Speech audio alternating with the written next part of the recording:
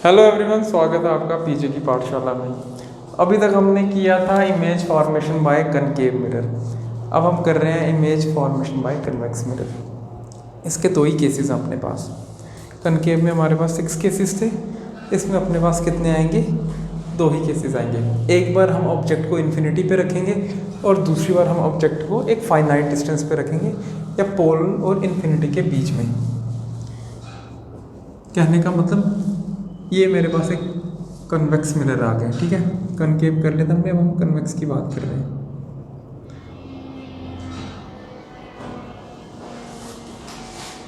Convex mirror है, इसका focus इस तरफ को, सेंटर ऑफ कर्वेचर भी राइट को, क्योंकि इसका सेंटर यहाँ आएगा। कॉनकेव का लेफ्ट साइड को आता है, कन्वेक्स का कहाँ आएगा? राइट साइड को। कॉनकेव का लेफ्ट को और कन्वेक्स का राइट को। तो फोकस इसका यहाँ है और सेंटर ऑफ कर्वेचर इसके डबल डिस्टेंस पे। अब मैंने बोला पहली बार हम इमेज को कहाँ रखेंगे? इमेज को हम रखेंगे, और सॉरी ऑब्जेक्ट को कहाँ रखेंगे? Object at infinity. ऑब्जेक्ट को रखेंगे इन्फिनिटी पे। तो रूल्स वही लगेंगे अपने पास जो हमने रूल्स पहले भी पढ़े हैं। अगर पैरेलल जाएगी, अगर पैरेलल जाएगी तो फोकस, डाइवर्जिंग मिरर है, यहाँ से ही वापस जाएगी, यहाँ से ही वापस जाएगी। बट हम मान के चलते हैं इसको आगे फर्दर एक्सटेंड करते हैं कि भाई ये फोकस पे मीट करेगी। पैरेलल जाएगी तो फोकस पे। अगर अपने पास क्या करेगी, ये सेंटर ऑफ कर्वेचर से जाएगी। कहाँ से जाएगी? सेंटर ऑफ कर्वेचर से। तो वापस भी कहाँ से आने वाली है? ये सेंटर ऑफ कर्वेचर से ही वापस आएगी, ठीक है। और अगर फोकस से जाएगी, कहाँ से जाएगी? फोकस से। अगर फोकस से जाएगी तो वापस कैसे आएगी? ये पैरेलल आएगी, ठीक है। तो इन केसेस को हम ध्यान में रख के अब इसकी डायग्राम बनाते हैं।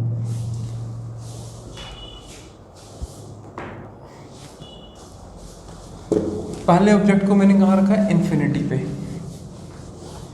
अब इन्फिनिटी पे ऑब्जेक्ट है तो लाइट रेज जो है वो पैरेलल आएंगी। सॉरी, इन्फिनिटी पे ऑब्जेक्ट है तो लाइट रेज कैसी आती है अपने पास? पैरेलल आती है, ठीक है। यहाँ से पैरेलल आएंगी। पैरेलल आएंगी तो मैंने बताया टकराने के बाद क्या करती है ये, हमने रूल जो पढ़ा, फोकस पे जाएगी। कहाँ जाएगी? फोकस पे, ठीक है। पैरेलल आएगी तो फोकस पे जाएगी। अब जब फोकस पे इंटरसेक्ट करेंगी तो यहाँ पे जो इमेज बन रही है इसका जो साइज होगा वो क्या होगा? पॉइंट साइज होगा। क्या होगा? पॉइंट साइज, ठीक है। अब क्योंकि ये हमारे पास कहाँ बन रही है? राइट को बन रही है। कहाँ बन रही है इमेज? राइट को बन रही है। तो ये वर्चुअल होगी या मेरे पास रियल होगी? तो क्योंकि ये राइट साइड पे आ रही है तो ये कौन सी इमेज आएगी अपने पास? वर्चुअल आएगी। क्या आएगी? वर्चुअल आएगी। और नेक्स्ट चीज़ जो अपने पास आएगी, इरेक्ट होगी या इन्वर्टेड होगी। बट हमारे पास जब एक पॉइंट इमेज बनी है, पॉइंट साइज मतलब एक डॉट बना, तो इसमें इरेक्ट और इन्वर्टेड देखना बड़ा ज़्यादा मुश्किल है। बट फिर भी हम इसे क्या मान रहे हैं, क्योंकि वर्चुअल इमेज बनी है तो हम इसे क्या बोलते हैं? इरेक्ट। आई चीज़ समझ में? तो मतलब जब मैंने ऑब्जेक्ट को कहाँ रखा है? इन्फिनिटी पे रखा है, जहाँ से पैरेलल रेज आ रही हैं। पैरेलल आने के बाद फोकस पे वो मीट कर रही हैं। साइज बहुत ही छोटा इमेज का, राइट साइड पे है तो ये वर्चुअल इमेज बन रही है, और साथ में क्या है? इरेक्ट मान के चलो। जबकि पॉइंट साइज में हमें इरेक्ट और इन्वर्टेड का पता नहीं चलता। एक पॉइंट में आप सर और पाँव कहाँ ही ढूंढेंगे उसके। आई चीज़ समझ में? तो ये मेरे पास क्या था जब हम कहाँ रखते हैं? इन्फिनिटी पे रखते हैं। अब मैं क्या करता हूँ? किसी एक फाइनाइट डिस्टेंस पे रखता हूँ। ऑब्जेक्ट को क्या करेंगे? किसी एक फाइनाइट डिस्टेंस पे रखेंगे। ये इसका फोकस आ गया, ये इसका सेंटर ऑफ कर्वेचर आ गया। फोकस और सेंटर ऑफ कर्वेचर। अगर ऑब्जेक्ट को मैं यहाँ रख देता हूँ, ठीक है। अब अगर मैं मान के चलूँ, पहला रूल क्या है? अगर तो लाइट रे क्या आएगी मेरे पास? पैरेलल आएगी। पैरेलल आने के बाद कहाँ को जाएगी? फोकस को, ठीक है।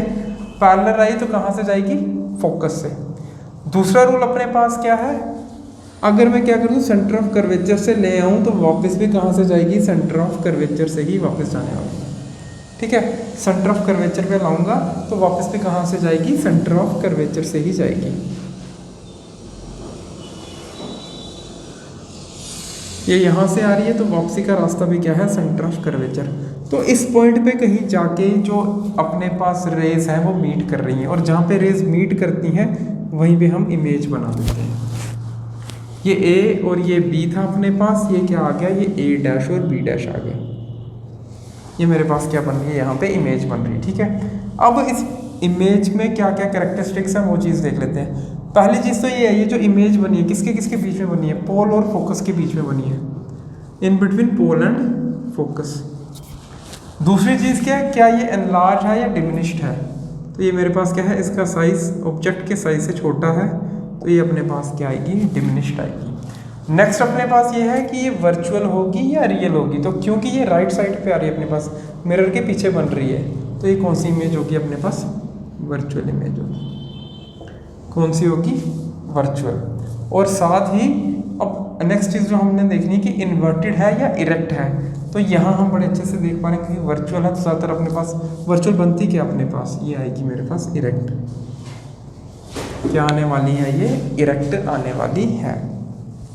ठीक है, तो ये कहानी है कन्वेक्स में, दो ही कहानी है, पैरेलल आएगी फोकस पे जाएगी, और यहाँ से अपने पास क्या है, इन्फिनिटी में तो इमेज फोकस पे बनती है, और एक फाइनाइट डिस्टेंस पे तो पोल और फोकस के बीच में बनती है।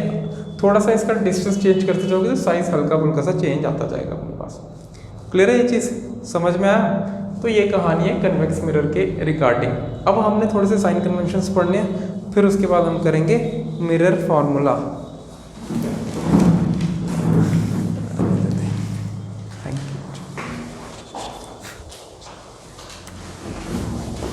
अब साइन कन्वेंशंस क्या होते हैं अपने पास, साइन कन्वेंशंस में हमने वही दो तीन चीज़ें देखनी है कि पॉजिटिव कहाँ है, नेगेटिव कहाँ है, प्रिंसिपल एक्सिस के ऊपर है या नीचे है, लेफ्ट को है या राइट को है, बस वही चीज़ें देखनी है। फिर उसके बाद हम न्यूमेरिकल्स कर सकते हैं। देखो कॉनकेव मिरर से समझने की कोशिश करेंगे। ठीक है, ये इसका आगे प्रिंसिपल एक्सिस, यहाँ पे अगर मैं फोकस रख दूँ तो ये मेरे पास क्या आ जाएगा, सेंटर ऑफ कर्वेचर आ जाएगा। ये मेरे पास फोकस आ गया, ये मेरे पास क्या आ गया, सेंटर ऑफ कर्वेचर आ गया। अब क्या कहानी है अपने पास, अब साइन कन्वेंशंस देखने हैं। देखो जो हम ऑब्जेक्ट रखेंगे ना, ऑब्जेक्ट का डिस्टेंस, कोई भी ऑब्जेक्ट रख दो, जैसे यहाँ पे रख दो फाइनाइट डिस्टेंस पे, ए और बी मैंने एक ऑब्जेक्ट मान लिया, तो जो ऑब्जेक्ट का डिस्टेंस है यहाँ से, क्योंकि हम कहाँ मान रहे हैं वो ऑब्जेक्ट का डिस्टेंस, लेफ्ट हैंड साइड को। लेफ्ट को जो चीज़ आएगी, याद रख लेना, जो भी चीज़ लेफ्ट को होगी वो हमेशा नेगेटिव होगी, और जो चीज़ राइट को होगी वो हमेशा क्या होगी, पॉजिटिव होगी। लेफ्ट को जो भी आएगा मिरर से लेफ्ट को बाहर की तरफ, जो भी चीज़ आएगी लेफ्ट साइड पे वो नेगेटिव होने वाली है, और मिरर के राइट साइड पे जो भी होगा वो हमेशा क्या होगा, पॉजिटिव होगा। ठीक है, एक ये कहानी याद रखनी है। दूसरा क्या, प्रिंसिपल एक्सिस से जो ऊपर होगा, above principal axis, above principal axis, P A लिख रहा हूँ, अबव प्रिंसिपल एक्सिस क्या आएगा, पॉजिटिव आएगा। क्या आएगा, पॉजिटिव। और below principal axis, below principal axis मेरे पास जो भी होगा वो क्या होगा, नेगेटिव आएगा। प्रिंसिपल एक्सिस के नीचे जब कोई भी चीज़ आएगी तो वो क्या होने वाली है, नेगेटिव आने वाली है।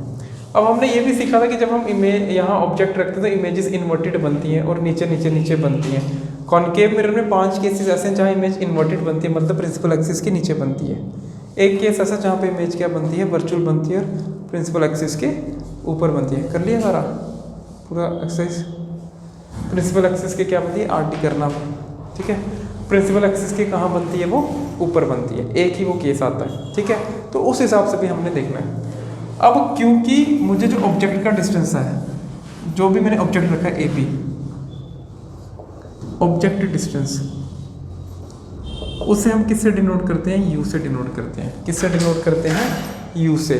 और ऑब्जेक्ट डिस्टेंस हमेशा क्या होता है अपने पास, नेगेटिव होता है। क्या होता है अपने पास, नेगेटिव होता है। आई जी समझ में, ऑब्जेक्ट डिस्टेंस है किससे डिनोट करते हैं, यू से, और हमेशा ऑब्जेक्ट डिस्टेंस क्या आएगा अपने पास, नेगेटिव आएगा। दूसरी बात करूं, इमेज डिस्टेंस, इमेज का डिस्टेंस, ये तो ऑब्जेक्ट का आ गया ना। अब इमेज भी तो बनती है अपने पास यहाँ पे स्क्रीन के ऊपर। 5 केसेस में लेफ्ट को बनती है, एक आखिरी केस जहाँ पे राइट को बनती है। तो ये जो केसेस हैं अपने पास इमेज डिस्टेंस के, और ये मैं इसलिए करवा रहा हूँ, मैं मान के चल रहा हूँ, पहले वो वीडियो देखना फिर इस पे आना, तब ये समझ में आएगा, ऐसे दिक्कत आएगी कि मैं क्या बात कर रहा हूँ। ठीक है, अब इमेज का जो डिस्टेंस है इसी तरफ बनता है, अगर तो लेफ्ट को ही बनता रहा तो फिर मैंने बताया जो चीज़ लेफ्ट को आएगी वो नेगेटिव आएगी, और अगर एक केस में जहाँ पे इस तरह बनता राइट को तो फिर वो पॉजिटिव आएगा, जब यहाँ पे वी आता है लास्ट केस में। तो इमेज डिस्टेंस को हम किससे डिनोट करते हैं? वी से डिनोट करते हैं। और इमेज डिस्टेंस नेगेटिव भी हो सकता है अपने पास और पॉजिटिव भी हो सकता है। इमेज डिस्टेंस क्या आएगा? नेगेटिव भी और पॉजिटिव भी, क्योंकि एक बार जो वर्चुअल इमेज बनती है वो इस तरह बनती है तो वहाँ पॉजिटिव लेना पड़ता है क्योंकि राइट को चला गया वो। समझ में आया? Next, height of object. Height of object इसको हम डिनोट करते हैं h1 से, या HO भी बोलता है कोई, या h1। मैं h1 लिखता हूँ तो h1, इसलिए मैं h1 ही प्रेफर करता हूँ। तो हाइट ऑफ ऑब्जेक्ट, ऑब्जेक्ट की जो हाइट है, ठीक है, इसको किससे डिनोट करते हैं हम? h1 से। और जो हाइट ऑफ इमेज है उसको हम किससे डिनोट करते हैं? h2 से। h1 मतलब ऑब्जेक्ट की हाइट और h2 मतलब इमेज की हाइट, की इमेज छोटी बनी है, बड़ी बनी है, एनलार्ज बनी है, डिमिनिश्ड बनी है, उस तरह से। आई चीज समझ में? और यहाँ पे अगर तो ये ऊपर आए तो पॉजिटिव में आएगा, और अगर ये नीचे आएगी तो किस में आएगा? फिर नेगेटिव में आएगा, क्योंकि इन्वर्टेड इमेज बन रही है, नीचे की तरफ बनती है अपने पास, तो हम इसको नेगेटिव भी लेते हैं h2 को, माइनस में भी। माइनस साइन ये बताता है कि आपकी जो इमेज बनी है वो प्रिंसिपल एक्सिस से नीचे की तरफ बनी है, यानी इन्वर्टेड बनी है अपने पास। आई चीज समझ में? तो हाइट ऑफ इमेज मेरे पास कितना आ गया? Minus h2। और एक बार जब ये क्या बनती है? पॉजिटिव बनती है अपने पास h2, एंड वाला केस जो जहाँ पे ये वर्चुअल बनती है और डायरेक्ट बनती है, तब वो प्रिंसिपल एक्सिस के ऊपर बनती है, तो उसे हम किस में लिखते हैं? h2 में लिखते हैं। किस में लिखते हैं? h2, और वो पॉजिटिव होती है। समझ में आया? नेक्स्ट एक और चीज याद रखना, मैग्निफिकेशन। फिर इसके बाद न्यूमेरिकल्स करेंगे, फिर मेरे फॉर्मूला समझेंगे क्या होता है। मैग्निफिकेशन की क्या कहानी है अपने पास? अगर मैं मैग्निफिकेशन की बात करूं तो मैग्निफिकेशन मुझे रेशियो देती है। किसका रेशियो? h2/h1 का। किसका रेशियो देती है? h2/h1 का। Height of image upon height of object. और m को हम मैग्निफिकेशन हम डिनोट करते हैं m से। m equals to h2/h1। m किसके इक्वल है? h2/h1 के। ये एक फॉर्मूला याद रखना है, height of object upon height of image. और इसी के साथ ये किसके इक्वल हो जाए? -v/u के भी। ये दोनों चीज़ें याद रखने वाली हैं। -v कैसे आया ये अभी हमें 12th में सीखना है, और मिरर फार्मूला भी। तो अभी सिर्फ तुम्हें ये याद रखना है, फिर बाद में हम इसमें डिटेल में जानेंगे कि कैसे आता है। अभी सिर्फ याद रखने वाला प्रोसेस करो। m equals to h2/n1, magnification equals to -v/u। v आ गया इमेज का डिस्टेंस और u आ गया ऑब्जेक्ट का डिस्टेंस। या तो मैग्निफिकेशन h2/h1 करके निकाल लो, या -v/u करके निकाल लो, जो आपका मन करे उसकी हेल्प से आप निकाल सकते हो। बट ये डिपेंड करता है क्वेश्चन में भी क्या गिवन है, फिर उसके बेसिस पे निकाल सकते हो। ऐसे दिक्कत आएगी, ठीक है? ये क्वेश्चन पे डिपेंड करता है, अब उसमें क्या क्या गिवन है, क्या क्या पूछा गया, फिर उस बेसिस पे। अब जब न्यूमेरिकल्स करेंगे तो तुम्हें ज़्यादा अच्छे से समझ में आएगी कि मैं बात यहाँ बोलना क्या चाह रहा हूँ। क्लियर है ये चीज़? तो ये कहानी है। अब हम क्या करते हैं? न्यूमेरिकल्स करते हैं। न्यूमेरिकल्स से पहले तुम्हें मिरर फॉर्मूला बताता हूँ जो हमें यूज होगा न्यूमेरिकल सॉल्व करने के लिए।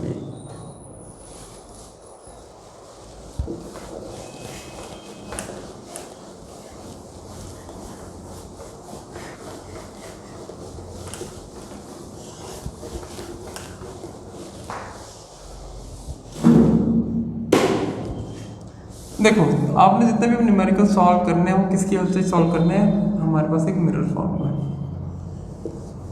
क्या होता है मिरर फॉर्मूला? मिरर फॉर्मूला होता है 1/f equals to 1/u plus 1/v। Mirror formula किसके इक्वल है? 1/u प्लस 1/v के। f क्या होता है अपने पास? Focal length. v क्या होता है अपने पास? Object distance. और v क्या होता है अपने पास? इमेज का distance. Focal length, object distance और इमेज का डिस्टेंस। क्लियर है ये चीज? अब देखो यहाँ पे क्या कहानी है अपने पास, ये तो आ गया। अब एक और चीज समझनी हमने कि जो फोकल लेंथ होती है वो किसके इक्वल होती है? जो फोकल लेंथ है वो अपने पास किसके इक्वल है? वो रेडियस के हाफ के इक्वल होती है, रेडियस ऑफ कर्वेचर के हाफ के। मैंने पहले भी बताया वीडियो में, अगर ये फोकस है, ये रेडियस ऑफ कर्वेचर है, तो फोकल लेंथ ये होगी अपने पास इतनी, और ये क्या होती है? इस रेडियस का हाफ होती है, ठीक है? तो focal length radius of curvature के हाफ के इक्वल होती है, जहाँ से हम क्या बना सकते हैं? रेडियस ऑफ कर्वेचर को 2 टाइम्स फोकल लेंथ भी बना सकते हैं। तो आई होप इतना तुम लोगों को समझ में आया होगा। क्लियर है ये चीज़ पल्ले पड़ी। तो आर किसके इक्वल आ गया अपने पास 2f के। अब ये मिरर फॉर्मूला, अब हम इसके रिगार्डिंग क्या करेंगे, न्यूमेरिकल्स करेंगे और साइन कन्वेंशंस का ध्यान रखेंगे कि हमें क्या क्या गिवन है। फोकल लेंथ, जो एक चीज़ तो कॉनकेव मिरर की फोकल लेंथ की बात करेंगे, वो भी नेगेटिव ही हम देखेंगे बार बार। कॉनकेव मिरर की फोकल लेंथ की भी बात करेंगे तो हम क्या करेंगे, नेगेटिव ही देखते जाएंगे बार बार। तो अब करते हैं क्वेश्चन इससे रिगार्डिंग, फिर देखते हैं कि हमारी अंडरस्टैंडिंग कितनी बेटर होती है उसकी हेल्प से। Thank you so much.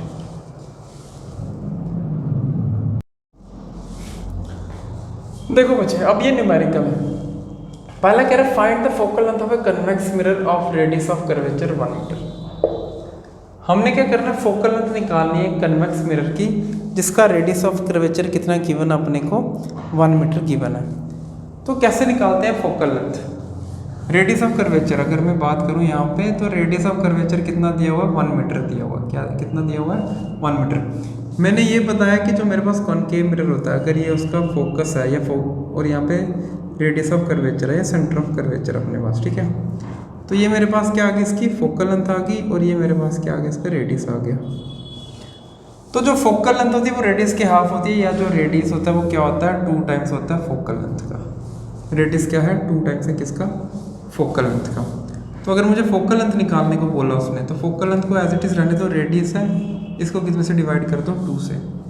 तो 1 डिवाइडेड बाई 2 इक्वल टू कितना f, तो ये कितना आ गया 0.5। तो फोकल लेंथ मेरे पास कितनी आ रही है, 0.5 मीटर। ठीक है, आई होप इतना तुम लोगों को समझ में आया होगा। ये बड़ा नॉर्मल सा क्वेश्चन है अपने पास। अब दूसरा न्यूमेरिकल है, वो करने की कोशिश करते हैं।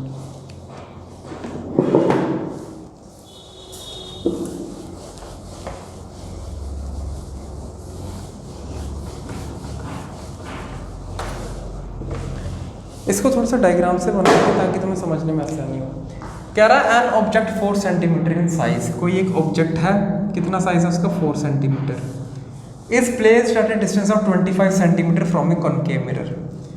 ये एक कॉनकेव मिरर से कितने डिस्टेंस पे है, 25 सेंटीमीटर के डिस्टेंस पे है।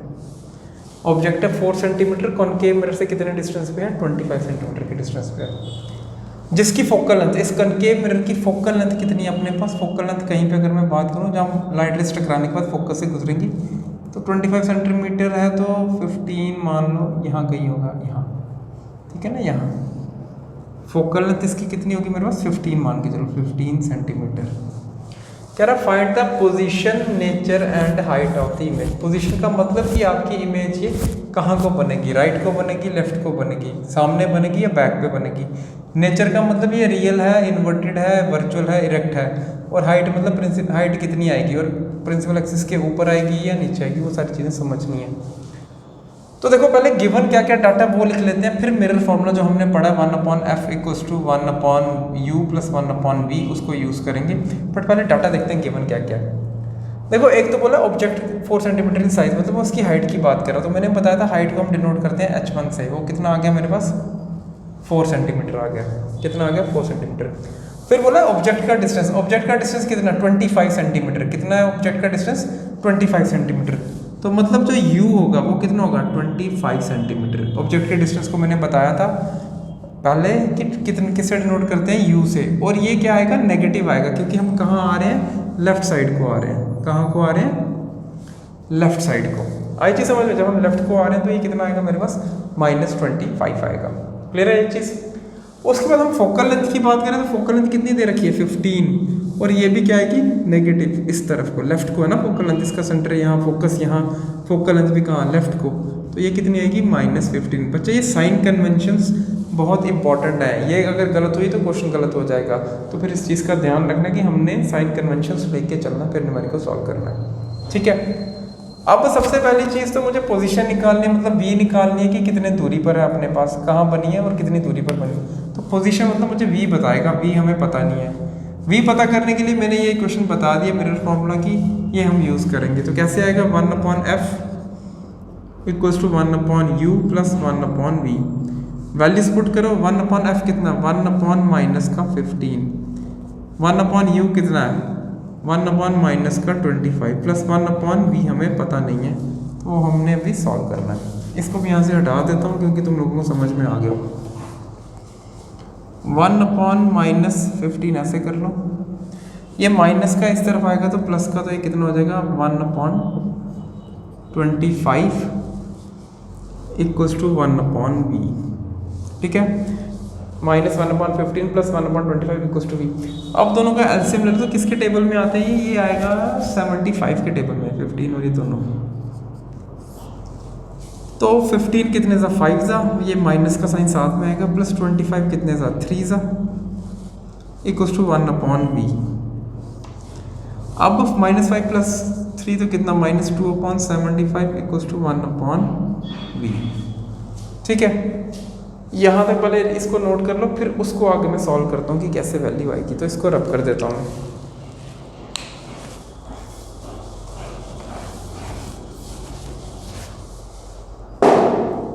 अब देखो -2/75 इक्वल्स टू 1/v है, रेसिप्रोकल करो क्योंकि मुझे v की वैल्यू चाहिए 1/v की नहीं, तो ऊपर जाएगा v। अगर ऊपर गया, अगर ये रेसिप्रोकल होकर ऊपर गया तो ये भी यहाँ से ऊपर ही जाएगा, तो 75 डिवाइडेड बाय -2,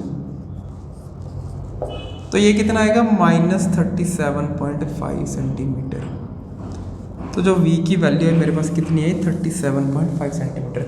मतलब जो इमेज बनेगी ना बच्चे, वो 37.5 पे बनेगी, यहाँ नीचे की तरफ। आई चीज समझ में? कहाँ बनने वाली है? नीचे की तरफ, इतने डिस्टेंस पे 25 यहाँ तक था ना, इससे आगे की तरफ बनेगी। तो ये कितना आ गया 37.5। अब देखो v आया 37.5, मतलब मिरर से इतने आगे बननी है, 37.5 पे बननी है। दूसरा नेगेटिव साइन क्या बता रहा है कि ये लेफ्ट को बनेगी। कहाँ बनेगी? लेफ्ट। अगर पॉजिटिव होती तो मतलब वहाँ बन जाती, पर नेगेटिव बनी तो लेफ्ट में ही बनी होगी, तो ये यहाँ बनी है। ठीक है, अब ये नेगेटिव ये बता रहा है लेफ्ट में बनी है, तो लेफ्ट में जो बनती है इमेज वो कौन सी होती है अपने पास? नेचर। पोजीशन तो आ गई -37.5 सेंटीमीटर। नेचर की बात करूँ तो नेचर क्या आएगा? रियल। लेफ्ट में कौन सी इमेज बनती है? रियल। और साथ में उसको हम क्या बोलते हैं? इनवर्टेड भी बोलते हैं। एक तो हम बोलते हैं रियल, और साथ में क्या बोलते हैं हम? इनवर्टेड बोलते हैं। आई चीज समझ में? Real and inverted. क्लियर है ये चीज? और थर्ड अपने पास हाइट की बात करेंगे, तो ये दोनों उतारो, फिर अब हम चलते हैं हाइट पे।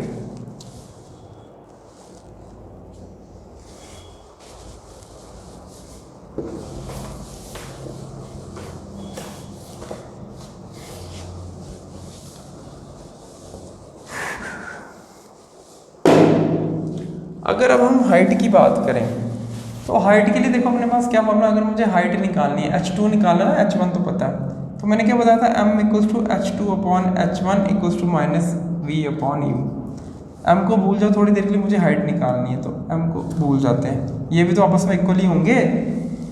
तो फिर यहाँ से h2 की वैल्यू नहीं पता, h1 की वैल्यू है 4, -v कितना अपने पास? v की अगर हम बात करें, v हमने निकाला था -1 तो फॉर्मूले का आएगा, और साथ में इसका जो अपना आया था -37.5 अपॉन u कितना अपने पास? u की अगर बात करें तो भाई u कहाँ अपने पास?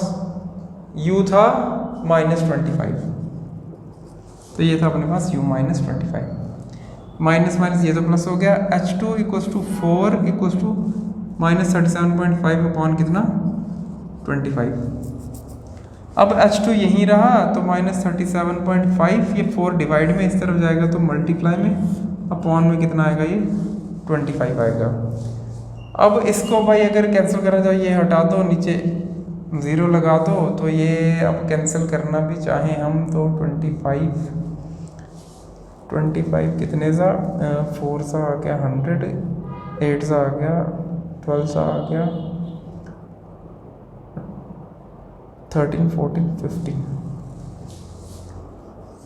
25 15 कितना आएगा 10 2 15 10 12 5 2 5।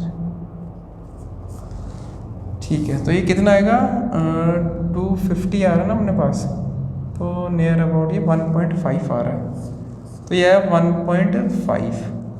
तो 1.5 इंटू 4 करूँ h2, तो ये आएगा 1.5 इंटू कितना 4, तो -6। तो h2 मेरे पास कितना है? -6 सेंटीमीटर। एक बार क्रॉस चेक कर लेते हैं कि -6 आ रहा है कि नहीं आ रहा। ठीक है, तो ये कितना है मेरे पास? h2 की जो वैल्यू आ रही है वो कितनी आ रही है? -6 सेंटीमीटर। ये -6 सेंटीमीटर आ गया। अब ये h2 वो 4 था, ये कितना आया? 6 आया, तो मतलब इमेज जो साइज होगा वो इससे क्या होगा, बड़ा होगा अपने पास।